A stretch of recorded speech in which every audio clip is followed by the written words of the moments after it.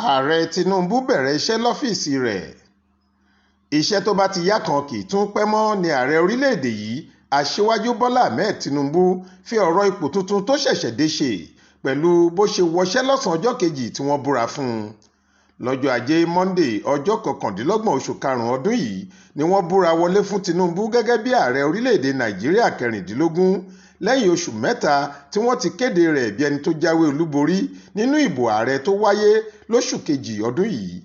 Ní nǹkan bí aago 3 ọ̀sán kù ìṣẹ́jú 22 lọ́jọ́ Ìṣẹ́gun túsídẹ̀ẹ́ 30 oṣù karùn-ún ọdún yìí ni Tinubu kalẹ̀ sí ọ́fíìsì rẹ̀ tó wà nílé ìjọba Aso Rock nílùú Àbújá láti bẹ̀rẹ̀ ojúṣe rẹ̀ gẹ́gẹ́ bí adarí ilẹ̀ Nàìjíríà. Lára àwọn tí wọ́n kí i káàbọ̀ sí ọ́fíìsì rẹ̀ yìí ni igbákejì rẹ̀ Kashim Shettima tóun náà ti kọ́kọ́ jókòó sí ọ́fíìsì igbákejì ààrẹ lówùúrọ̀ kùtù ọjọ́ túsídẹ̀ẹ́ ọ̀hún kó tó jáde lọ pàdé Tinubu. Abẹnugan lé ìgbìmọ̀ aṣojú-ṣòfin Fẹ́mi Gbàjàbíàmílà, Godwin Emefiele tí í ṣe olórí báǹkì àpapọ̀ ilẹ̀ wa Central Bank of Nigeria CBN, olórí iléeṣẹ́ epo rọ̀bì nílẹ̀ Nàìjíríà NNPC Mele Kyari àti akọ̀wé àgbà fún ilé ìjọba Tijani Umar.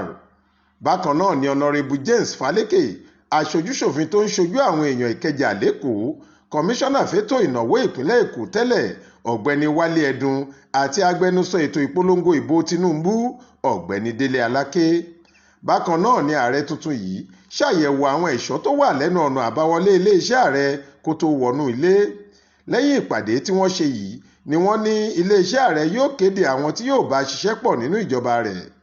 Àwọn ipò bíi akọ̀wé iléeṣẹ́ ìjọba, olórí àwọn òṣìṣẹ́, àwọn olùdámọ̀ràn lóríṣiríṣi àtàwọn agbẹnusọ lórí ètò kọ̀ọ̀kan nírètí wà pé yóò kéde láìpẹ́.